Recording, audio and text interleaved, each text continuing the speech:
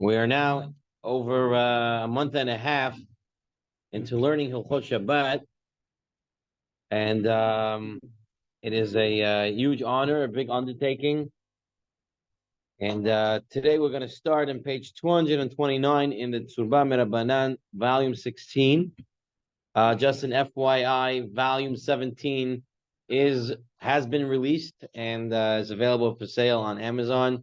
As Hashem, our share will buy it in bulk for those who want to order through me. We try to get it at a discounted price. Please let me know, and we'll get it shipped. We'll get it to you somehow. We're going to be buying it as soon as we can. So we're going to be continuing with volume 17 as in the next few weeks. One scheduling note: next week there will not be shir. Next week is going to be Chazara at home. I have a bar mitzvah Sunday night. My nephew's bar mitzvah, so I won't be able to make the shir. So we're going to have it the following Sunday. Rabbi Yosef Chaim over here is offering to do the shir next week as a Chazara for the kilo. Okay, so let us begin. And we also want to say a thank you to our sponsor and dedicating of the shiurim, Rabbi Adam Avraham Mizrahi and family. They should see only good things, Be'ezat Hashem, and bring them a lot of atzlacha and achas. And thank you for sponsoring our shiurim. Okay, so we're on page 229. We're continuing in the Hilchot Tfilot Shabbat. So we started last week. We talked about Kabbalat Shabbat, Mincha Erev Shabbat. We talked about Arvit of Shabbat. We talked about Shachrit Shel Shabbat. Today we start Hilchot Tfilot Shabbat Bet, and we start with Tfilat Musaf. So the Tzurba Merabbanan wants to take us to an understanding of what the Tefillah is. So we know there's a famous machloket about who or what is the Tefillot based on. So there are those who say that Tefillah is based on the Avot. And the Rambam brings us down as well, that Avraham made Shacharit, Yitzchak Mincha, Yaakov Arvit. And then there's a concept that's brought down the Gemara, like Rabbi Haim said, is about the Korbanot. In the morning they brought the Tamid, and then they brought the Tamid in the afternoon, and then in the evening, in the nighttime, whatever they didn't finish burning up, they would burn it up over the night, and that was Arvit. And so you have Shachrit, Mincha, Arvit. You have Keneged the Korbanot. Question now is, what about Musaf? Yeah, sometimes Musaf too. So, but what is Musaf Keneged? Is it's also a Korban. Could there's only 3 Avot. Oh, Keneged who? So if you're saying it's Avot, you have a trouble over here with Musaf. Right. Because there is no more Avot. Yes, there is a Zohar. There is a Zohar. I'm sorry, that's why they call it Musaf. What's Musaf? It's extra. The Korban Musaf. Yeah. The special Korban of the day. Yeah. So that's what the Gemara here in Masechtas Brachos tells us. Rabbi Yosef, Rabbi Chanina, Amar, Tfilos Avos Tiknum. Rabbi Shua ben Levi, Amar, Tfilos Keneged Tamidin Tiknum. Amar Lacha, Rabbi Yosef, Rabbi Chanina, La'olam Eimol Lacha, Tfilot Avot Tiknum. Really, they prayed it because of the Avot. V'asmichenu Rabbanon HaKarbanos. But the rabbis put it on the Karbanos. Diloite Mahachi.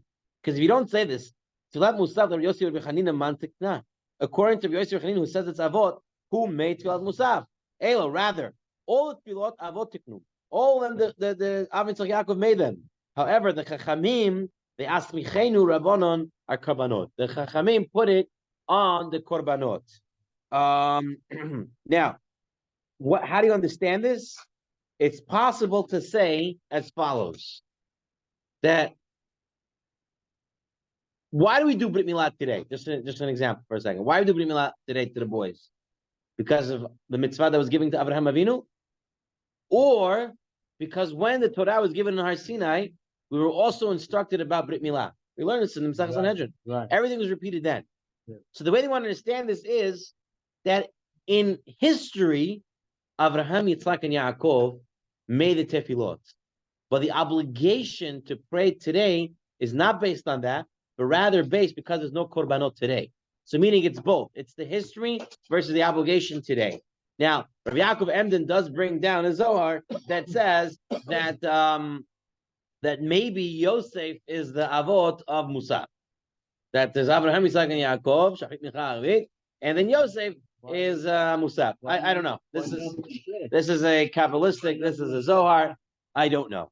Okay, comes to the Torah. Source number 2, page 230. And the Torah says, how do you do Musaf?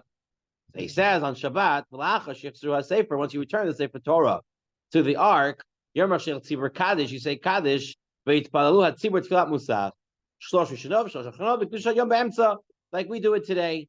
Now he says something very interesting. The Nohagin B'Sfard in Spain, so the Sephardic Nusach, was loimer to say Lemoshe Tzivita. Uva Ashkenaz Nohagin Lomar Tikanta Shabbat. Now, anybody who's looking at this says, 1 second, what do we say? We say Tikanta Shabbat. And the Torah says that was Minig Ashkenaz, and not the Sephardic Minig. The Sephardic Minig was Lemoshe Tzivita. We don't. And says the Torah, why say Tikanta Shabbat? Miyosadet al alpha beta shel tashrach. You pay attention, you take out the siddur, Tikanta Shabbat, it goes in the reverse of the aleph bet. Tap, shin, resh, and it goes that way. Take here. Here's the musaf, and you take a look. Musaf shel Shabbat. Hey, look. Tikanta Shabbat ratzita korbanotaya tzivita. You look. It's all. The first letter is big to tell you it's going in reverse of the aleph bet, right? The tashrak. All right. Now, why is it going in tashrak? So says the Torah al shem hageula, because that's how the Geula will come. Why? Because it says the Chtiv in Zechariah, it says Eshreka lahem va'akabetzem. Eshreka, what does Eshreka mean? What does it mean? Eshreka, a whistle. So the word whistle over there is talking about the whistle that will lead to the Geula. And you take a look at the word Eshreka, Shin Resh Kuf, is the backwards of the Aleph Bet.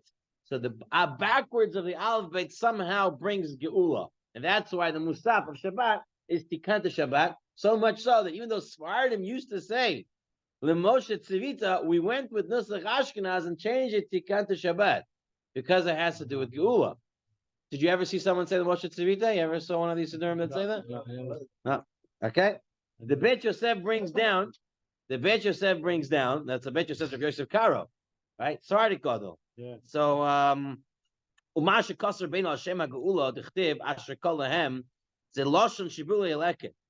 Matzati B'Shem Rashi, Lefika Chumi Yisoid Ba'alpha Beta Zu, Lefishu Nishma'at Al HaGeula, VeHaGeula Atida Liot B'Schut Shabbat. The whole reason why the Geula will come is because of Shabbat. So therefore, we say Tikanta Shabbat, which is the letters backwards, which somehow have to do with Geula. And he brings down psukim that show that keeping Shabbat will lead to the Geula. It's interesting to note, if you take the Sephardic Art School Siddur, he says, he brings down in the commentary. You have the Sephardic Art School Siddur? The blue one, the one with the English commentary and all. Wow, it shows you over here like how much Shabbat is important. Yeah, for sure. And every part of the tefillah is so. I'm talking about I have it. Should I bring it? For the We have it here. We have it here. I'm saying for the Geula, how much is important. So I want to read the commentary in the bottom over here. Tikanta Shabbat.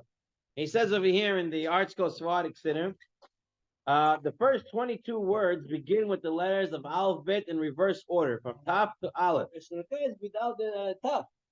That Kabbalistically symbolizes, that after man reaches the full extent of his understanding, meaning taf, which means he's complete, tamim, then what he must realize that he should go back to the beginning and deepen his spiritual understanding even more. So once you get to taf, right, you go from aleph to taf, you got to go back from taf to aleph because you don't know nothing yet. You just went one way. Now you got to go back the other way. That's what he says over here, an interesting concept. He brings down this siddur. Okay, so this is what we do. We say Tikanta Shabbat. That's our minhag. So everybody today pretty much does that. Like you said, I've never seen the Moshe Tzivita, but apparently there are those Sfaradim that say this. Okay. Maybe in Arab Shabbat. No? No, Musaf. Yeah. Okay. Now, this is a din of Musaf all year long. Whether it's Rosh Chodesh, whether it's Shabbat Rosh Chodesh, whether it's Yom Kippur, whatever day, a holiday, Yom Tov, is Musaf. The question is, what time? Page 231. Until what time do we have to say Musaf? So there's a Mishnah, Masechet Brachot. V'shel Musafin kol hayom. Really, you can pray Musaf all the day. Rabbi Yehuda Omer. But it has to be before Mincha. Rabbi Yehuda Omer, Sheva Sha'ot. You have up until 7 hours into the day. Masechet Brachot. The Gemara says, V'shel Musafin kol hayom. Omar Rabbi Yochanan. V'nikra poshea. If a person prays after the 7th hour, Musaf, he's considered a poshea. Gemara. Negligent. There's a lot of Ashkenazim saying Okay. We're gonna get to that. We're gonna get into that. Ashkenazim always make trouble. Huh? Okay. Rambam. The Rambam says, Tfilat Musafin zmana har tfilat shahar. You have to first pray shacharit, afterwards Musaf. Ad sheva shaot bayom. והמתפלל אותו אחר 7 שעות, אף על פי שפשע, יצא ידי חובתו, מפני שזמנה כל היום. It says the Rambam the same thing. If you pray Musaf after the 7th hour, it's a poshea, you're being negligent, but yatsa yedei chovato, you did yatsa your chova of praying. 7th hour is an hour after Hatzot. So before Mincha. Hatzot today is 11:58, right? So at 12:58, you've hit the 7th hour. After that time, Right, poshea, Ken. So one second. Hold I on. asked already this So question. what happens by Rosh Hashanah? Yom Kippur, we have a slight of an issue. So we'll take a look in a minute. Don't jump the gun. Tonight is his Hilullah. Yes, the Rambam. Rambam's Hilulah and Rabbeinu Yaakov Amotzera. Tonight is their Hilulah. Okay. So it's good to learn from the Rambam. Okay. Tosafot. Tosafot says that there's something very special about Musaf. There's no tashlumin when it comes to Musaf. You can't make it up. Right? If you miss the time of Musaf prayer, you can't make it up. That's Why? Avazmano. Batel korbano. That's right. If you miss the time, the korban is batel. That's it. It's over. You can't. Yeah. You can't do it. It's either you pray Musaf or not. Why? Because Musaf is a korban. It's not rachamim. It's not just praying for rachamim. It's have to do with the korban of the day. And that's the time you could bring the korban. And therefore, there's no tashlumin, he says over here, when it comes to it. The Shulchan Aruch, page 232. For example, You have to try it again. You have to try it again. Yeah. Because it's for the day. You have to mention the you day. have to mention the day. That's always true. Okay. Look at Shulchan Aruch on page 232, source 8. He says, the im shalchach, look in the bold. Below hitpalel ad sha'avar kol zmana, ein lo tashlumin. You cannot make up the musaf. So you have the whole day to pray it. You should pray it before the 7th hour. But if you have the whole day to pray, if you miss the whole day to pray it, there is no tashlumin when it comes. You cannot pray Musaf after Mincha. Why not? There's no such a thing. You must pray Mincha before Mincha. You still have time to do it. Doesn't matter. No, if you forgot, I don't know. I know. Hold on one second. Hold on. I'm telling you, you have to pray Musaf before Mincha. So someone asked, how do these time restrictions apply to women? So we're going to have to get into women on Musaf very shortly. Give me a few minutes. We'll get into women on Musaf. We'll see that in a minute. I'm looking outside the Tzurba for a moment on page 299 in the Yalkut Yosef English edition. Someone mistakenly recited the Amida Musaf. Why am I putting this here? Because that's the Ramah. Look at the next Ramah. If a person prayed Musaf before Shachrit, his Yatzah, his Musaf is already counted. This actually once happened. I was davening at my brother's shul in Pomona, and a guy walks over to me after we're praying Shachrit. He says, I just prayed Musaf. What do I do? We pray Shachrit Shabbat. He says, I've accidentally prayed Musaf. What do I do? So what does he do? he already did Musaf. He just has to pray Shacharit. Still in the Zman of Shacharit. Pray Shacharit, he already finishes Musaf. But that's what the Ramah brings down. Okay, now, the Shevet HaLevi, this is Rabbi Vosner.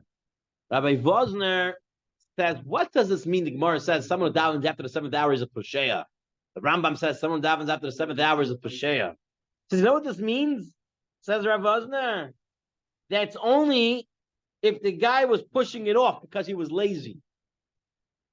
But if he's in shul and the shul is running late, right? It's not that he's pushing off Musaf, but the shul is running late, right? Then that's not considered a posheya. Okay. Can you say again how the Rambam saying it? Or Rambam wrote. How the Gemara saying Okay, it? so go back to the page. Yeah. Page 231, source 5. Yeah. Shel Musafin Kol Hayom. Rabbi Yochanan v'nikra posheya. Tfilat Musafin says the Rambam. Ad Shav Shot Hayom Itmal Ota Ach Shav Shot Afal Pi Posheya Yotzei Chovato. Says Rav Vosner. That's only true if he was lazy and he didn't do it. Therefore, on Yom Kippur, Im Kain, but Yom Kippurim, the Machirim lo Machmas loy Machmas Atzlos. Not because he's lazy. Elo Machmas Avodah Hayom. The guy's davening Shachar a lot of kavana, so he's getting into Musaf late. Same thing with Simchat Torah. You're reading the Torah a lot. You're dancing with the Torah a lot.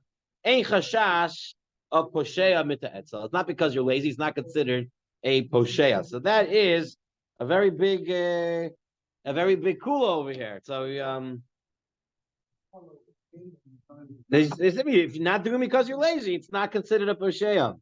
I'll take a moment outside of the Tzurba, here in the laws of Shabbat. He writes as follows. One should pray Musaf at the very most. So here's another din. One should pray Musaf before the 6.5 hour of the day, in order to avoid the question of having to pray Mincha before Musaf. Okay? Because why is that? Tadir v'she'en tadir, right? What's more common and what's not more common, what common is done first. So if a person has Mincha Musaf in front of him, what should he pray first? So there is an opinion he should pray Mincha. However, this is only true if he's not praying in the shul. If he's praying at home, and now it's Musaf or Mincha, then he would pray Mincha before Musaf. In the shul, if it comes time, and it's Mincha or Musaf, you pray Musaf first. You don't pray Mincha first. Because you want to keep the seder of tefillot in the shul. That's the way it has to be. That's why on Yom Kippur, this happens a lot on Yom Kippur. Some shuls that don't pay attention to the Zmanim, they end up praying Musaf after the time for Mincha, and yet they will pray Musaf first. Because in the shul, that's the way you keep it. If one has not yet prayed Musaf by Mincha time, should pray Mincha before praying Musaf. However, if one is praying with the rest of the shul, with the community, then it's permitted for them to pray Musaf before praying Mincha. This is all the time, every Musaf. If it's in the shul, it's in the community, Musaf first, then Mincha. Okay? At home, you would have to do the opposite. You have to pray Mincha first, before Musaf. Another halacha he brings down from the Or L'Tzion. He says over here, it's better to pray Musaf alone before the 7th hour rather than pray with the minyan after the 7th hour. So the Or L'Tzion seems to be going not like Rav Vosner that says if the shul is running late, the shul is running late, it's not considered a posheya. Says the Or L'Tzion, no. If you see the shul is running late, then you should pray Musaf before the shul gets to the 7th hour, after the 7th hour. It's not done. L'maisa, people do wait for the shul, and the shul needs a minyan. You know why? But you know why? Because the Gemara says posheya and not poshin. Because the shul, exactly, because a person, if he is not davening Musaf on time, he nikra posheya. But a shul has different. Okay, exactly. Yeah, that's the law. Okay, Exactly.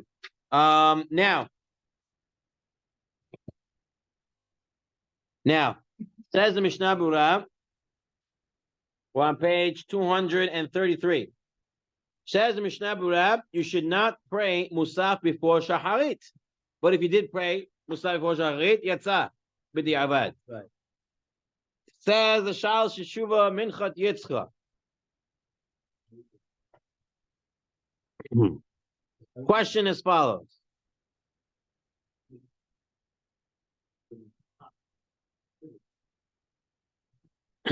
Person comes to shul late on Shabbat. The shul is about to pray Musaf. He yet did not pray Shaharit. What does he pray?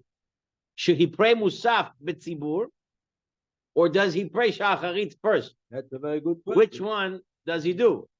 Very practical. Very practical. What? Together, they do Musaf. Uh-huh. Then the Beautiful. Hazara is Beautiful. Musaf. That is going to be what we're going to say to do in practice. But for a moment, the Shalosh Yeshuvas Minchas Yitzchak brings down that there's an opinion that says, no, you pray Musaf with the Tzibur, and then worry Shacharit later. The Peskei Tshuvot says, no. No such thing. We have to pray Keseder. And there has to be Shacharit, then Musaf, then Mincha, and everything has to be done. Not only Shacharit, and then to be Shacharit, then Kriyat Torah, then Musaf. You can't skip around the order. The order is very important. We have to understand that when the Chachamim made tefillot, they made the prayers, they didn't just randomly put words and say, here, just say these things, this is good, you're done. No, there is olamot, there are worlds, you're building up. Rav Pincus would say a mashal, he would say it's like a guy, his washing machine doesn't work. So he decides to tinker with it. So he takes it apart and he starts to fix it up. And as he's fixing it up, right, he says, okay, I don't know what else to do. So he puts it together. And he has like 5 screws left on the floor. So his wife says, you're going to put those 5 screws back? He says, all right, forget about it. Don't worry. He'll just leave it out, right? She starts to wash. The whole washing machine is flying all about, and the whole water comes flying out. Why? Because every single screw is very important. You don't understand it, so you think you don't have to put it back. The same thing with the tefillot, says Rav Pincus. All tefillot are put in a certain way that they have to be done this way. And if you mix them up and you send them off, you're ruining all what was made to make it happen. So says the Piskei Tshuvot, we would not change the practice. You would pray Shacharit first and then Musaf. So what do we do? Wait. So he says over here, if one came late to the synagogue, this is in the laws of Shabbat, and he brings this from the Shivat Zion, Halacha Berurah, Tzitz Eliezer, Igot Moshe, Minchat Yitzchak, Mishnah Halachot. And this is what the Cham Zion here told us. If one comes late to the synagogue, he can pray Shacharit along with the minyan while they are praying Musaf, and then he recites Musaf along with the Hazara of the Shliach Tzibur.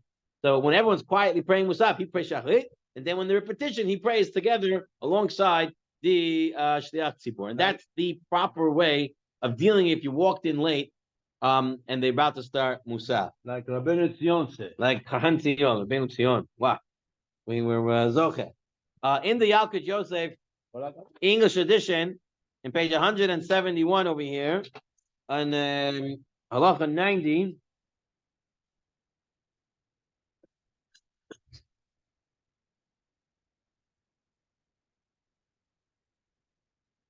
cannot be 171, must be 271. Hold on.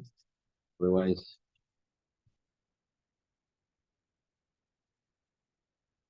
Okay, no, I'm not sure what I was referencing here because I can't find it right now. But, wait a second. I meant this book. 171.90 over here. Talked about that. Okay, Yalkut Yosef 298. Halacha 10. He writes over here. This is an important thing. If a congregation wishes to institute a practice of reciting Musaf after Shacharit, then go home, enjoy the meal, and then come back to the shul to hear the Torah, this is an incorrect practice. It can only be used in a case of emergency because, again, there has to be the order the Chachamim put in place. Shacharit, Kriyat Torah, then Musaf. Don't mix it around. Certain emergencies, whatever, it's a different story, but most of the time you have to go in this order. Okay. Now that we dealt with that, we're going to be dealt with the question that we had here. What about woman and Musaf? So we're on page 234, and you have the tzlach, right? Who is the tzlach? Who's the tzlach? He wrote another sefer. The Noda B'Yehuda. There's Rabbi Cheskel Landau. Why do you call it Sfarim, Noda Yehuda and Tzlach? Right? So he wrote it. He had a lot of appreciation for his parents. So his father was Yehuda, and his mother was Chaya. And it was like the Tzlach stands, I forgot the acronym, but it stands, you see, it's an acronym, Tzadik Lamed Ches. And it was like an acronym, but Ches is for Chaya. So he wrote the Sfarim in appreciation of his parents. But he writes over here. He says a very interesting concept. He says, listen, tefillot, why are women praying tefillah? Okay, he says, this is a problem here. It's a mitzvah shizman grama. It's a mitzvah that's bound on time. Right. Right? The reason why women are allowed to pray Well, to be connected to is because they need rachamim also. They need mercy. Okay. So therefore, since they need mercy and they need Hashem's compassion, they're allowed to pray. But musaf has nothing to do with rachamim. Look in the bold. Avat tfilat musaf she'enana rachamim has there's nothing about mercy in tfilat musaf. It's about a carbon. And we know you can't make tashlumin because it's not like the other tefillot. There's nothing to do with rachamim. It has to do with the carbon. So says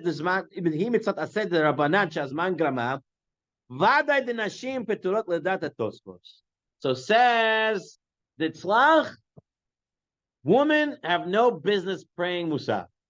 It's not a woman's prayer. Wow. They shouldn't pray. That's the Tzlach. Rabbi Kiva Eger, he goes and he brings another reason why women shouldn't be praying Musaf. He says, where do we get the funds? Where do we get the funds for the Musaf? For the Musafim, for the Korbanot? Well, what, the fund? The funds, the money. From Am Israel. Which Am Yisrael? Before Pesach. The Machatzitz Shekel. Right. Who donates the Machatzitz Shekel? Every person. The woman? No. So women are not giving to the Musaf, so they're not praying Musaf, says Rabbi Kiva Eger. Look, Shal Shus Rabbi Kiva Eger, source 14. He says, Kiva the Nashim Lo Yoshev Kelis. Elam Chelik B'Karban Tzibur. Says Rabbi Kiva Eger. They have no chelik in the carbon tzibur. But when I give also for my wife. Who cares what you're giving? How many Machatzitz Shekel are you giving? I give a few.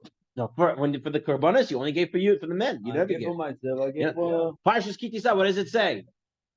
You only give for the males. You don't give for the females. Forget it. So Kiva Eger says females have no chelik in carbon. Okay. They don't have in it. Now, Rav Yitzchak Elchanan Inspector, right? The Kovner Rav says, Rav Kiva Eger, I'm going to argue on this with you. He says, I'm going to argue with you. It's because what you're saying, if they don't give the Machatzitz Shekel, they're not part of the carbon, then what about the Kahanim and the Leviim? They don't have a din to give Machatzitz Shekel. Why? It's not Israelim have to give, not Kahanim and Leviim. That's the din. That's the din.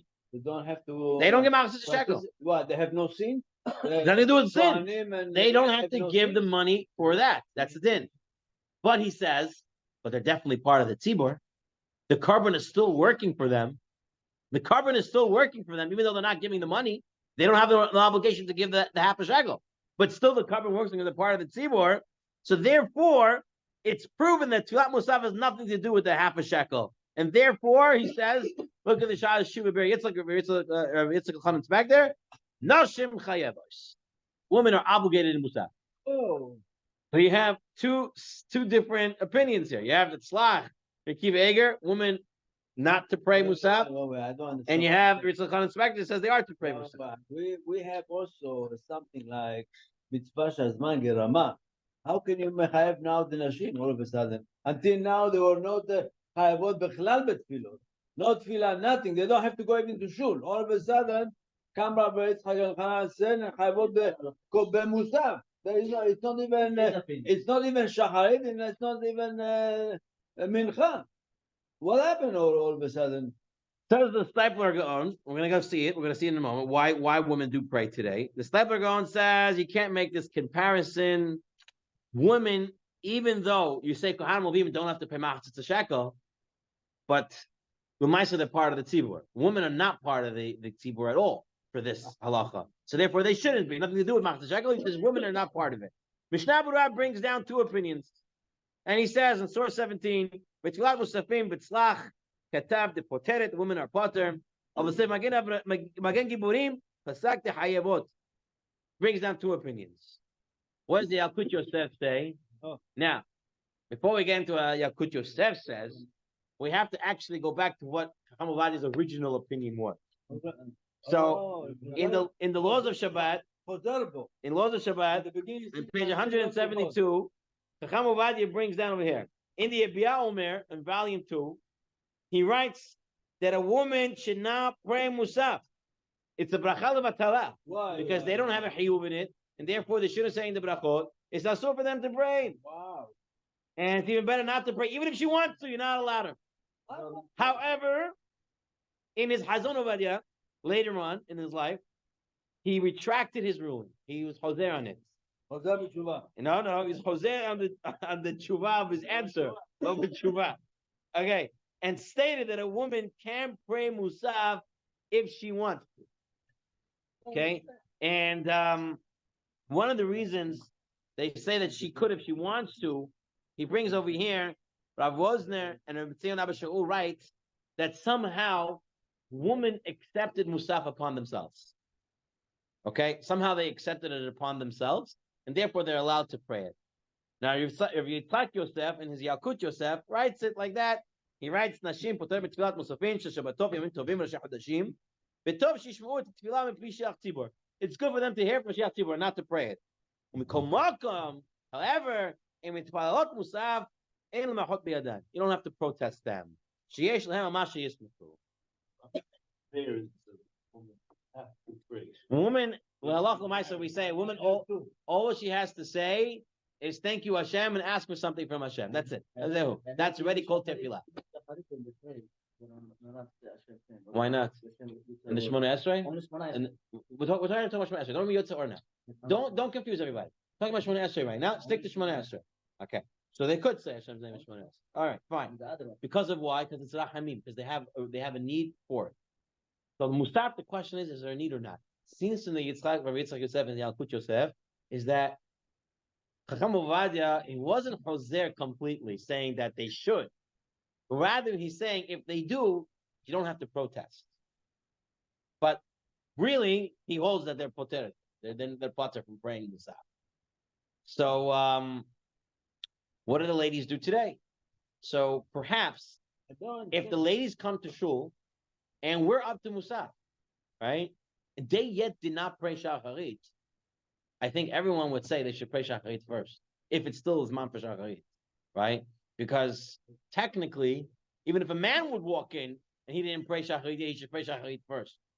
Kol shekain, a woman who really has no business even praying Musaf, we just say if they do, we don't stop them, that they should definitely pray Shacharit if it still is man of Tefillah, for sure hand. So this is just a food for thought. No, it doesn't justify. So I tell you why. Okay. Because if somebody wants to daven to Hashem the whole day, Yeah. he comes. He Right. goes, right? 100%. He want to connect Yeah. to Hashem. A woman wants to daven to Hashem. Yeah. So what's wrong with that? Because Musaf is not the same as every other tefillah. Okay. Every other tefillah is about rahamim. Is about asking for mercy. Musaf has nothing to do with that. Musaf has to do with the carbon of the day. What about This is the whole chiluk. What about mincha? Mincha is about rachamim. She can have a mincha. Pray mincha. Shacharit and also mincha. Mincha arvit gamken. It's no problem. Because all it has to do with rachamim. Musaf is a whole different category. It has only to do with korbanot. Has nothing to do about rachamim. That's what Tosafot said. Who's going to be at home doing stuff? No, but the whole thing is Okay. mitzvah shazman gerama. Right. No. But if you move The it, difference, doesn't again, have the problem of you're forgetting, Rabbi Chaim, you're forgetting source 7 on page 231. But Tosfot made it very clear that Musaf is very different than other tefillot, because other tefillot is about Rahamim, and Musaf has nothing to do with Rahamim, only about Korban. And that is the chiluk, and that's why the whole conversation started. Okay, now we're on page 237. We are dealing with eating between Shacharit and Musaf. Okay, can a person eat yes before if he does Musaf? a kiddush, if he does a kiddush, yes. Okay, let's say he doesn't do kiddush. Huh?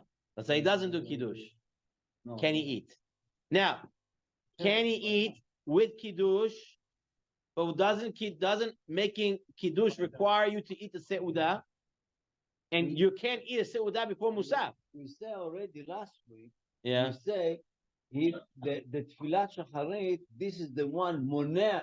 He can eat before tefillat shacharit. Right. The minute he finished tefillat shacharit, he cannot. He cannot until he makes kiddush. He's going to make kiddush, right? Okay, so how is he going to? How is he going to eat before Musaf now? He's making kiddush. No, if he's going to. Okay, let's take it step by step. Let's take it step by step. Let's take it step by step. Source 237. Masechta Brachot. There was a shir that was being given, and Rav Avaya did not show up to Rav Yosef's shir. It's the story in the Gemara. So Abaya asked Rav Yosef, "Why didn't you come?" So Avaya said, "I wasn't feeling well, so I couldn't come to the shir." So Abaya said to him, "Big deal, eat something and come." He said, "I can't because Rav Huna said you can't eat before Musaf." The Gemara ends by saying, "Halacha is not like Rav Huna. The person could eat before Musaf." And so Rav Avaya should have eaten, and then he should have came into the shir. Okay? Says the Shulchan Aruch. We're going to take a look. Says the Shulchan Aruch, source 20. Muter lit'om. What does that mean? It's permissible to taste. Kodem tfilat musafin. Before Musaf, you're allowed to taste food. Dahainu achilot perot. You're allowed to eat fruits. Oh, afilu pat mu'at. Even a little bit of bread. Afilu te'ema. Sheyesh ba kedei lis'od halev. Even to taste that you feel good afterwards. Avo seudah. But you're not allowed to eat a seudah before Musaf. So you're allowed to eat before Musaf. You're just not allowed to eat a full meal. Okay? So there's a question about this because we already learned, like last week, Chaim said, you have to make kiddush before you eat after shacharit. So, and we also know, we're going to learn this soon, that there's no kiddush ela b'makam suda. So how is my kiddush that I'm making to eat before Musaf, where the Shulchan Aruch says clearly I can't eat a suda, how is my kiddush working? Right? This is a big question. So the Magen Avraham, give me a minute. Let me go through the sources, and then I'll take it. The Magen Avraham says, okay, know what you can do? We have a de'ah that you can make kabuta as if it's a seudah on the wine. You know, you have enough wine, a cup or a eat of wine, consider it as if you made a kaveh suda on the wine. So that's what it means. He makes kiddush before Musaf to eat. He's not eating a suda, but he's kaveh suda on the wine, and the kiddush works. Or he says that perhaps he's making sort of a suda on fruit, even though he can't be kaveh suda on fruit, but somehow it works. Or he says that you make the kiddush now, eat whatever you want now, and then you'll make the suda right after you daven. So it's like it's connected to the kiddush that you made originally. So that's what the Magen Avraham says, that he's either making a suda on the wine, or he's making the kiddush suda on the wine, kaveh suda on fruit. He's kaveh suda on what he's going to be eating soon after Musaf. The Mishnah Berurah says, listen, he can have mizonot, all types of mizonot, as long as it's not actual bread, it's not considered a seudah, and he can have all types of mizonot. So now, Rabbi Chaim, what do you want to say? I was in a yeshiva. Okay. Remember? And in Rosh Hashanah, he finished Aharim, And he made. and then we had a beautiful Suda, Uh-huh. and then we davened in the Musaf. Beautiful. So Shmirat Shabbat Kilchata. See, now this is perfect place to add what you said. Shmirat Shabbat Kilchata brings down Rosh Hashanah and Arba. And he says, Simchas Torah and Rosh Hashanah, people have a minhag to make kiddush, and they eat all sorts of mizonot after shacharit. He says there is not a problem. Why? What's the reason you can't make a seudah before Musaf when you make kiddush? Because you might get stretched out with your seudah and you forget to pray Musaf. But if you're in a shul and everybody has to pray Musaf and everybody's reminder, you're going to remind them, so then you don't have the problem. Then we don't have that problem, he says, Rosh Hashanah and Arba. He says, then everybody's reminding, people rely on the sling, just as people do not recite the bracha. So he says, people are going to remind each other, and that's the way it's done. Okay, that's source number 23. What happens if a guy can't make kiddush? He's too weak. So the Mishnah Berurah says he may eat fruit. He also may eat mizonot. Afli kiddush, even without kiddush. That's the Mishabur said. If he's very weak, he's very weak that he can't make kiddush. Magen Abraham. Magen Abraham says like kiddush. He understands that it means he makes make kiddush. Now, Kiddush is not necessarily a must. so there is some opinions that say the chiyuv of kiddush only come in after musaf. We said last week, we said halakha we hold the chiyuv of kiddush is after shachrit, but there is opinions that say chiyuv of kiddush only after musaf. This Candy, let's say they're throwing candy. right, Wow. right, The Jeta Torah. You davened already Shachrit, right. technically. Okay. So now can I have a candy? So this is even better. I'll say better for you. Hold on. Without So thinking Rabbi Makil is here, and he'll tell us. Then Rabbi Mordechai Rachminov Zechasadik Lebracha.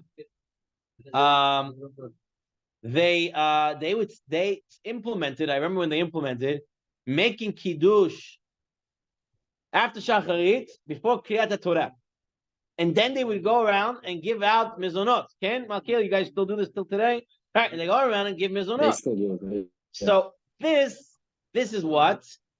This is based on this Shminat Shabbat Kilchata. That what? Since everybody in shul is going to remind everyone to pray Musaf, no one's leaving, no one's going anywhere. So then you have what to rely on. You rely on everybody, and you can make kiddush at that point. What about the candy throwing? But they Say again. they warned them not to eat. They warned them not to eat more than one like cookie. Not to get a kapitz. Right. So he tells them not To to be eat careful. more than Not not to to eat eat too more much. than a certain amount of grams. Why? Because then you're going to be going to a full suda, and we're saying you shouldn't have a full suda Exactly. until after Musaf. I think lot of al adam. It also comes over here. But shachrit, once you pray shachrit, not to adam no, anymore. for Musaf. No. Not to adam is only shachrit. What about the candies? So technically, do you need kiddush for the candies or not? It seems like most probably you would not need kiddush for the candies, but most people should be machmer, and we shouldn't try anything before kiddush. No, if I see somebody eating. You don't have to make a machal about it. So Because fruits and stuff like this really don't even need kiddush for it at this point. Okay, but it's good to instruct everybody not to eat it because you don't want people to start eating one thing. What happens? Rabbi Tzion, when people start having the candies, tell you what happens. They go to the not just balagan. They go, they get coffee, they get tea, they take the candies. It becomes choy choneh. It becomes a whole scene over here. No good. So- In the shul is no good. You don't want to. Especially when you daven. So you got to be careful about that. Okay. Someone asked, what about women in Kiddush? So we already spoke about this last week. Women who come to shul have the same chiyuv as men when it comes to Kiddush. Women who don't come to shul, they should technically make Kiddush as soon as they wake up and they want to eat something. As soon as they want to eat something, they have to make Kiddush at home. All right, we saw that last week already. The Yalkut Yosef brings one more issue with eating before Musaf. He says, what about if there's a Kohen? A Kohen has to do it. He has to make Birkat Kohanim. Yeah. So And if he drinks wine, and if he eats of wine, he's no longer able to do Birkat Kohanim. So this guy, this Kohen, he's weak and he needs to eat. What should he do? Should he make Kiddush or eat without Kiddush?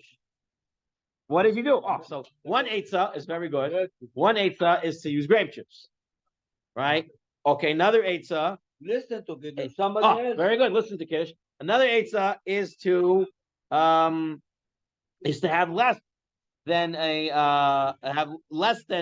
revi'it. Right. So there's many eitzot, but I want to read it here straight. He says, the Kohen must eat before reciting Musaf prayer.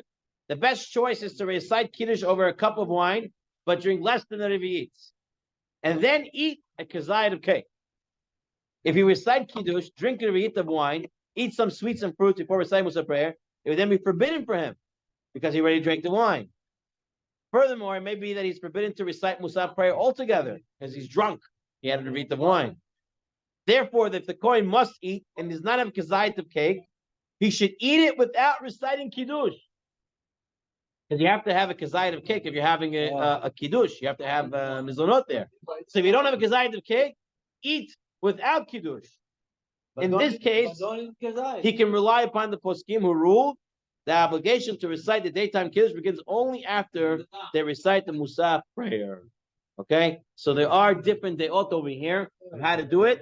The smartest way to do things is as follows, in my opinion. So, my opinion, the smartest thing to do is you don't start too early in the morning, right? And then you don't stretch the tefillah too much, so people are not going to be inclined to eat something. If you pray in a nice, it doesn't have to be fast, it doesn't have to be rushed, but in a nice, calm manner, like we do over here. Baruch Hashem, you finish by 10:30, 10:40, everyone's okay. A cup of coffee, everyone knows is mutar in the beginning. You can even have a little bit of this, a little bit of that to get your energy beforehand. And then the tefillah goes straight. You don't have to eat anything, drink anything in the middle. Some people they have cup of coffee the whole tefillah. That's a different thing. No, you should not have candy without kiddush.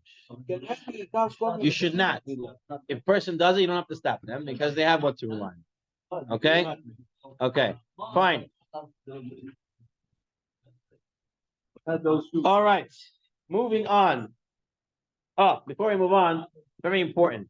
There are some shuls, not our shul, and not any of the shuls that I know you guys go to, but there are some shuls that have what's called a kiddush club, right? So this kiddush club is this is a terrible thing. All right, after Shacharit, they go downstairs or somewhere, they make kiddush, they get drunk, and they eat everything.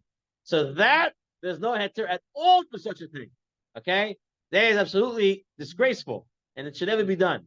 And I'm sure everybody who comes to the shir is not doing such things, but just to know, if you see anybody doing it, they have no heter, right? Eating a candy, there is a heter for that possibly. But Kiddush Club, there is no such heter at all. There's no basement for it. All right, fine. The only thing they We have basically, we don't have Kiddush Club. Okay.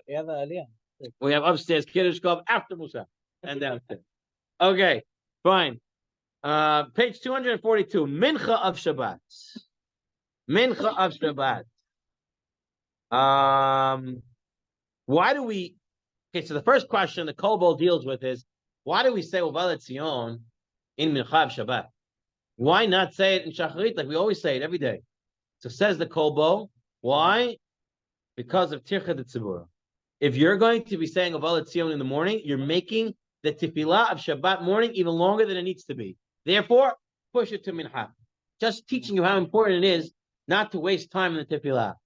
Everything should be done keseder. Everything should move along. People shouldn't be feeling like it's a drag. Again, calm, nice, should be. People should enjoy it, but at the same time, no one should feel like it's a drag. So much so that they took out of Uval Etzion. Why are we saying Uval Etzion anyway? In Shacharit, we don't say it. In Mincha. No, I'm saying a regular day. Oh, because it's this very special school out. The whole world stands on it, it says. The whole thing is in there. It's a very, very special tefillah. We say another tefillah at Mincha. We say Va'ani tefilati, right? We take out the Torah. Yeah. By the way, even if you're home and praying Mincha at home, you still say Va'ani tefilati. It doesn't. That really has nothing to do with taking out the Torah. Va'ani tefilati has to do about Mincha of Shabbat. What does it mean? David HaMelech is saying Va'ani tefilati. What he's saying is, to the Midrash says what?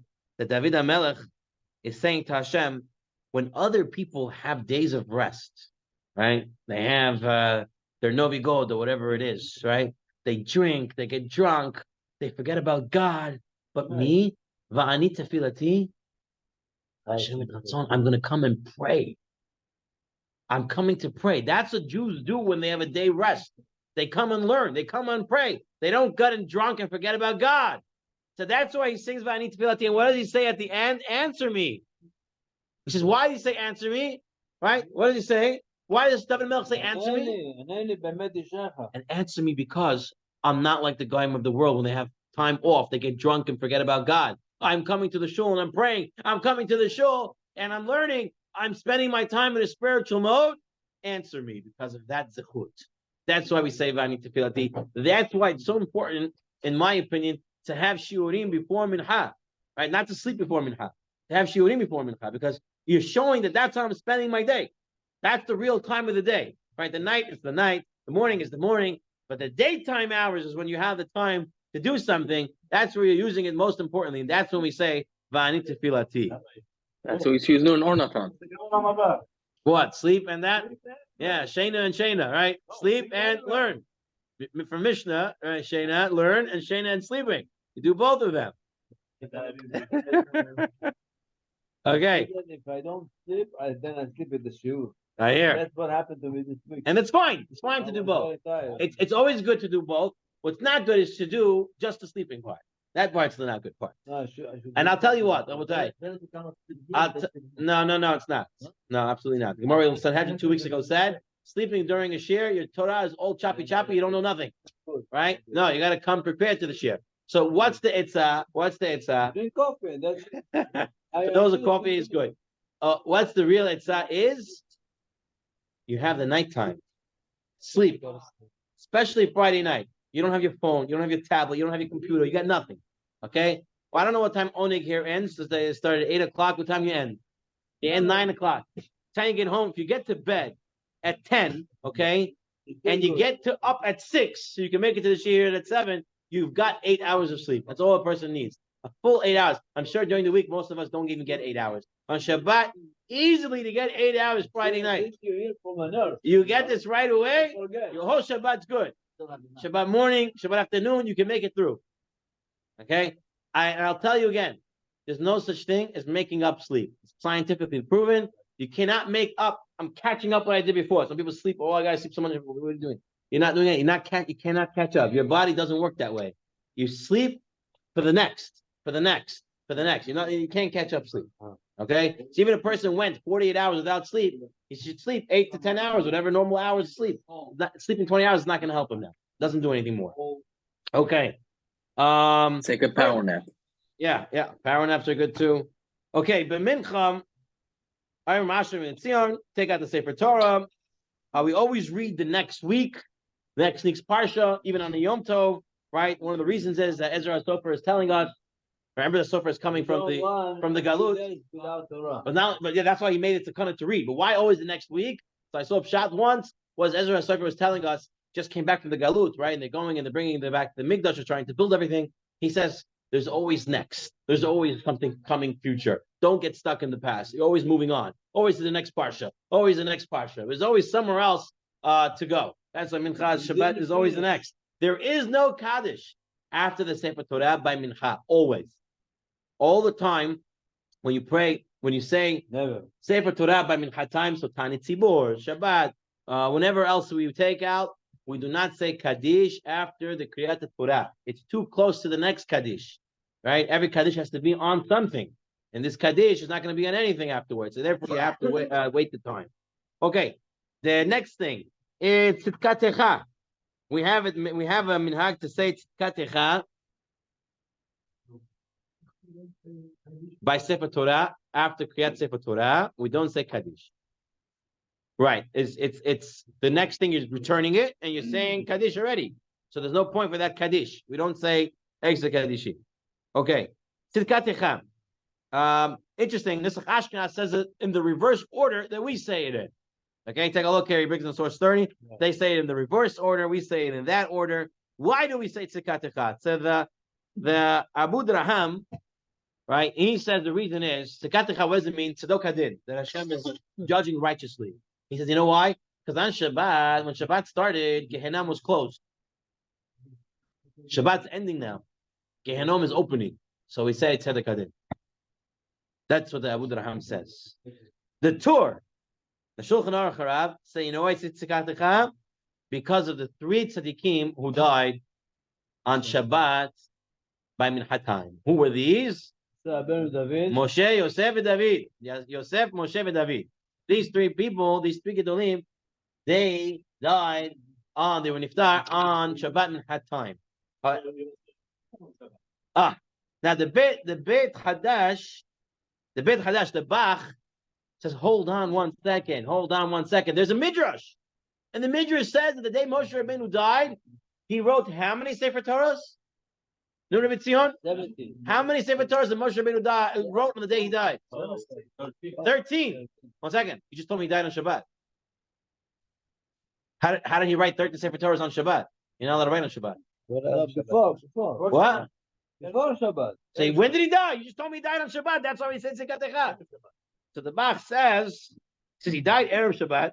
That's when he wrote everything. And then he laid in limbo, kind of, until Hashem buried him on Shabbat Mincha time. and that's why it's considered it's got the for Moshe Rabbeinu. So that's the Bach. Now,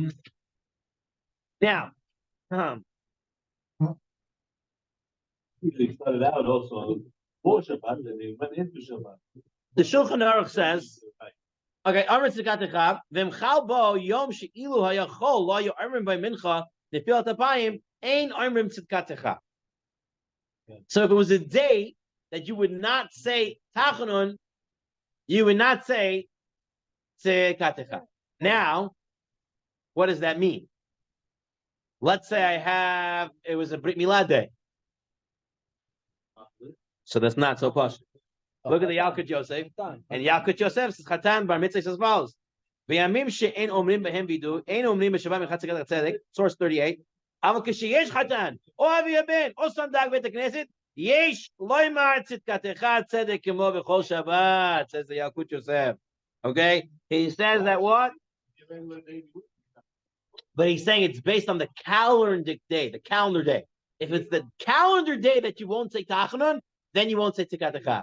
But if it's a day that you're not going to say Tachanun because it's an event of a Chatan or a Brit Milah, whatever it is, no, there you're still going to say Tzikatecha.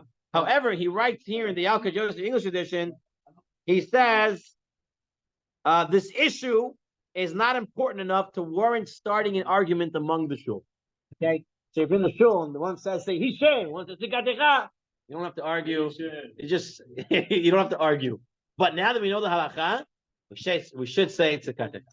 Okay, when it happened a few times, because I know this halacha that says you don't have to argue about it, let it slide. But now that we know, we should put it into effect that just because it's avi haben, sandak or chatan, we should still say tzikatecha. The Kaf HaChaim argues with this. Mordechai argues with this, and he says if it's a Brit Milah, it's this and that, you should not say Tzikatecha. Again, So you gotta call the cloak. yeah. Whoever is the Chazan, let him. No, I wouldn't say that. Every shul should have a seder of what should happen in each shul. We don't leave it up to the Hazan. Sometimes you leave let him make the decision. Most times that's what will happen, but a shul should make how things should work. And Rabbi Agadi tells us a lot of times that it would be a good idea to have a paper on the bima that says what we say, when we say it, and how long each thing should be, and sort of give directions to the and it's right. Put it in writing. Okay. All right. Let's move on. Arvit of Motzei Shabbat says the Shulchan Aruch, very important. We delay praying Arvit because we want to add on to the next day some Kiddusha. We don't want to take out Shabbat right away. And Rabbi Yossi in Mashat Shabbos said, Yechelki, my chelik, should be with those who take in Shabbat in Tiberia, who took it in earlier because of where the location was. Or am I taking out of Shabbat, should be in Tzipori, where based on their geographical location, Shabbat came out the latest. So I want to take Shabbat in early, I want to take Shabbat in late. Skate Shuvot says, to those who wait, who are so exact of exactly when Shabbat comes, so they should pray Arvit. This is not the way it is. Because you shouldn't be showing that Shabbat was a burden on me and I can't wait to get it off my shoulders. Chas v'shalom. Person doesn't have to rush to daven as soon as it hits Motzei Shabbat. Rather, a person should take a few more minutes. Nothing will happen to him. In fact, it'll be better for him. The fact that he's invested in the Kedusha of Shabbat, he's all incorporated by the Kedusha of Shabbat. Okay. On page 250, Havdalah. So the Gemara tells us that we have to make Havdalah in the Tefillah, and we make it where? In the first bracha. Why do we make it in that bracha? We say Atahonatan. Why over there do we make that bracha, the Atahonatan in the first bracha? So the two opinions in the Gemara. The first opinion is because what? What does Havdalah mean? Because to differentiate. exactly To be able to tell one thing from the other. Because later on the tefillah, right after this, you said tefillat chol, and so you have to. So you have two. Hold on. Yeah. So first opinion, in order to know the difference between one thing and the other, you have to have wisdom, da'at, And ata chonenu lamda, the first bracha, the fourth bracha, the first weekday bracha is about wisdom. So it's wisdom that I need to differentiate. So therefore, I put the honantanu in that bracha. A second opinion is like Rabbi Chaim is saying, it's the first bracha. If I'm starting the weekday bracha, that's where I first have to put the Havdalah. I have to make the Atachonantanu in the first bracha of the weekday, because that's the first weekday mode. Right? Up until now is really not weekday day. Everything's out of it pretty much the same, right? So now the first weekday thing, that's where I'm going to say Atachonantanu. Now, Seftas Brachas tells us that there was times where you made Havdalah in the tefillah, and there were times you made Havdalah on a cup. And then there was times they went back to the tefillah to make Havdalah. And then there were times they went back to the cup. Until one point they said, you got to do it on both. Right? Shulchan Aruch says, since they're going back and forth, source 45, they had to stabilize the minhag, and this way they made it in both. And that's what Shulchan Aruch says in source 46. Oyrim Havdalah b'chonin hadat. You say Havdalah at the Chonantanu in the bracha chonin hadat. V'im ta'ah. And he made a mistake below Hivdil. And he didn't make Havdalah. He does not go back. You missed Atachon Antanu, you continue. Because anyway, you're going to have to make Havdalah on a cup. The im ta'am kodim shehivdil al hakos. Many people don't know this halacha. If he accidentally now ate before he made Havdalah on a cup, tarach lichser v'lahavdil b'tefillah. He has to go back and daven again. So in the first bracha of Atahonin Lam Da'at, you take a look. It says on Motzei Shabbat, you say Atahonantanu, and in there you say Lahavdil ben Kodesh L'chol ben Or L'choshe ben Yisrael La'amim. That's the Havdalah, similar language that we make on the coast, on the cup. So that language is in the tefillah. So you have to do it in both. If a person did not say in the tefillah, that's fine. Continue the rest of the tefillah. Go home and make it on the coast. But if you did not make it on the coast, right? If you ate before making it on the coast, you have to daven again. You even have to daven again if you ate. Okay, the guy didn't say it in tefillah. He ate, then he made Havdalah on the coast. He still has to daven again. It's a knas, it's a penalty. Justice Monastra, correct.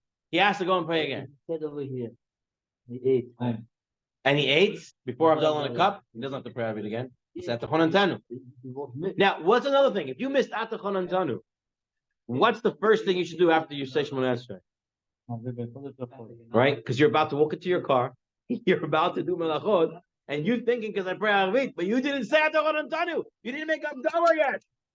Baruch Hamav V'Kol Shekol. Personally, I'm noheg that as soon as I finish Motzei Shabbat Arvit, I say Baruch Hamav V'Kol Shekol. No matter. I said the Chonantanu. I didn't say the Chonantanu. I always say Baruch Hamav V'Kol Shekol. This way, I always know that I say Baruch Hamav V'Kol Shekol, so now I can do Melacha. No, you have to still make Havdalah on a cup in order to eat. But Melacha of driving the car, turning on the other stuff, you say Baruch Hamav V'Kol Shekol. This way, I always know I'm making that I can do Melacha. It's not Lo Tosif. It's not Lo Tosif. I'm making sure that I said Havdalah all the time. Now, interesting, in the laws of Shabbat over here, it says another idea. He says, what happened? I didn't say Atachon Antanu. Right? And then I didn't say Baruch Hamav V'Kol Shekol. And then I did a Malacha. Similarly, one who forgot Atachon Antanu and then did Malacha before saying Havdalah, before saying Baruch Hamav V'Kol Shekol, he must go back and recite the Amida again. You understand? So because he didn't do Havdalah, and he did a Malacha without saying Baruch Hamav V'Kol Shekol. He'll have to pray again. So it's not just on eating. So why he doesn't tell him, go do Havdalah on the coast? Why go do Havdalah on the coast? So why go do the daven again? It's a penalty. You didn't pray correctly, and then you did two mistakes. You didn't pray correctly, and then you did something wrong. Go pray again. Right? We make a penalty towards you. So praying is this is the only penalty prayer. To my understanding, it's not good. You're not allowed to eat when? No, after Shkia. No, after Shkia on Shabbat. Right. Because if you started a Suda before Shkia, you can eat after Shkia as well. The only issue would be eating after Shkia when it is We didn't start the Suda before. Why they don't? Because we're not dealing with that topic at the moment. That will be dealt with in the future shirim. We'll be dealing with that when you can eat, when you can't eat. But that is true as well. Okay. Fine. Let me just see something here. Page 340. What did I want to bring down over here? Okay, this is the Knas. We talked about this one. Okay. We hit everything we needed on this point. Okay. The Yalkut Yosef and the laws of Shabbat both say that before you do the second Amida as the penalty, you should make a stipulation. And say if I'm supposed to do it, then supposed to. If it's not, then you're supposed to make that stipulation about that. All right. We have two more topics that we have to hit. Mistakes in the Amidah of Shabbat. Okay. Mistakes in the Amidah of Shabbat. Right. One of the biggest mistakes that people make is they go into weekday mode. Right. They're not looking at the Siddur and Arabit of Shabbat. And at the start, right? And then the Ashkenazim, they usually wake up when they hit themselves. Right? So then they wake up. Right? Oh, why am I hitting myself? I'm in my Shabbos suit. Right? We Sfaradim who don't usually do Slach Lanu, we don't. It's not our minhag. You do it, but it's not our minhag to do it. So we can actually snooze even further in the weekday mode. So what do we do? So the Gemara tells us, why is our Shemona Esrei on Shabbat shorter than the rest of the week? Really, it's supposed to be the exact Shemona Esrei. And you just mentioned the day of Shabbat. The reason it is, the Chachamim wanted to make Shabbat more enjoyable. More relaxed. More time to learn. More time to do Kedusha things. So it's shortened Shemona Esrei. So therefore, if you're davening extra brachot of the weekday, they're valid brachot. They're valid brachot because you're really supposed to pray the regular Shemona Esrei. The Chachamim just shortened it. So, therefore, if you found yourself in the middle of a Shemona Esrei bracha of a weekday, you have to complete that bracha. The only time you won't do that is Musaf. Why not? Because Musaf has nothing to do with the regular Shemona Esrei. Regular Shemona Esrei is about praying about mercy, right? Even the Shabbat Shemona Esrei is praying about mercy. Musaf is all about the Karban. So, don't pray for me a weekday bracha in Musaf because it's not connected to it. Therefore, you would have to stop wherever you are and go to the Musaf prayer, but not so when it comes. So in a regular Shabbat, right? It's Arabit of Shabbat or Mechav Shabbat, Shachit Shabbat. I'm in the middle of a Baruch Aleinu. I have to finish Baruch Aleinu and then come to Shabbat mode. Okay. If it's Shabbat, Shachrit, Arabit, or Mincha, you finish the bracha that you're in the middle of because it's a valid bracha. Because really you're supposed to pray the regular Shemona Esrei. The Chachamim shortened it. So therefore, if you're in the middle of a bracha, you finish it. And then you go to Shabbat mode.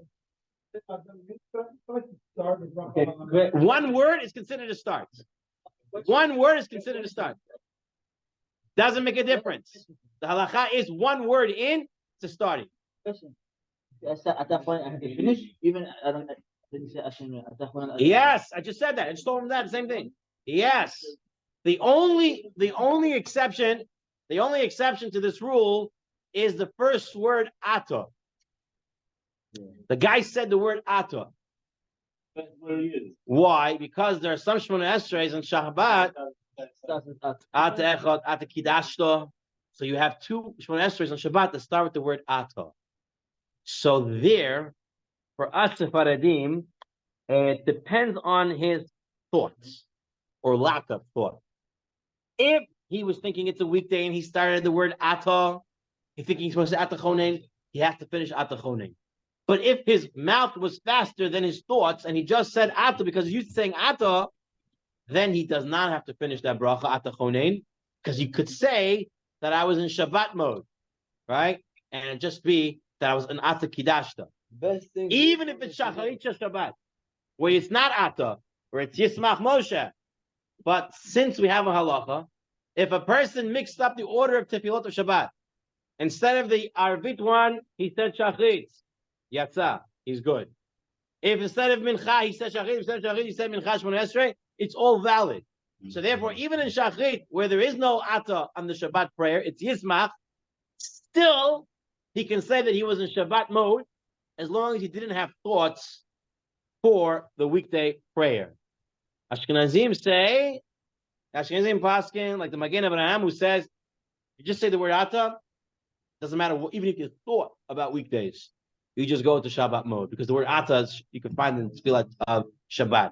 However, the Beit Yosef brings out the Truma Tedeshin who says no, it depends on your intention. If you thought weekday, finish the weekday bracha. If you thought or you didn't think, you're just in Shabbat mode, then you would just go to the Shabbat prayer. What happens if a person missed the Shabbat prayer? He missed Arvit. Now he wants to pray 2 Shachrits, right? Tashlumin. Not Musaf. There's no Tashlumin on Musaf. No. He wants to make now two. He has to pray 2 Shachits. What does he pray? Does he pray 1 Shachrit and 1 Arvit? Or does he pray 2 of the Shachrit, 2 Yismach Moshes? 2 shacharit. So Rabbi Malkiel said, oh, you're talking about Shabbat. Shabbat. Not regular day. Shabbat. Oh. So the halach is like Malkiel said. So what do? We pray the same prayer twice. The person did do 2 different prayers, still yatzah, because every prayer can go into every one. Shabbat, Mincha, Arvit, they're interchangeable, although you should follow the Seder, but if you messed it up, it works. So therefore, in the Tashlumin, you should keep the same. If a person made a mistake, then it's fine. And you take a look at the Yalkut Yosef. We'll take a look at 2 Yalkut Yosef, and then we'll finish up. Page 258. Page 258, Torah 58. In Tab Musaf V'Tbal Shel Shachrit. V'nitzke Kam Shechasam Bracha Ritzeh. Yichzor Leimer Tikat the Shabbat. So if you're in Musaf and you were praying, and you were praying Shachrit of Shabbat, and you realized it before Ritzeh, go back to Musaf. V'im loy niskar ad shetziyam tefilato. But if you continue praying the Shabbat prayer of Shachrit instead of Musaf, you cannot go back. What you would have to do, he says, is go to the Shiach Tzibur, tell him to have you in mind, and answer only Amen. So apparently, if you pray Shachrit Shabbat instead of Musaf, and you finished it, you can't go back and repeat Musaf. Somehow the Shachrit Shabbat, question if that works for Musaf, and you don't go back and repeat it. Instead, you listen to the Shliach Tzibur. And then the last Yalkut Yosef, page 260 for tonight.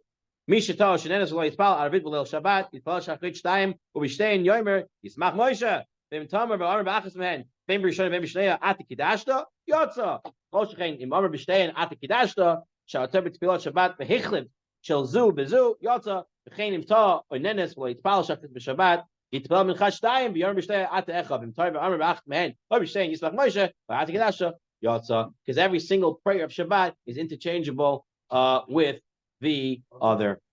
And this is, I think, learning through these tefillot of Shabbat, Hilchot Tefillot Shabbat, we used to take it for granted. Yeah, it's Shabbat. You just pray whatever it says in the Siddur. And here we've come to see, first of all, the Chachamim's far reach in understanding how the prayer should be established, what they prayed at, why we say Bani Tefillati, how everything works, and the intricate halachot, which we didn't even cover all of them, but the intricate halachot that apply to tefillot of Shabbat. It's the same for Yom Tov, right? Same for Yom Tov. Atam b'chaltano. Don't want to make a mistake. Rabbi Chaim B'Kshor Me'atzak Baruch Hu Zagai Yisrael Fikach Yibal Hem Torah Mitzvah Shnei Adonai Chaves L'man Tzidko Yagdil Torah V'Yadir.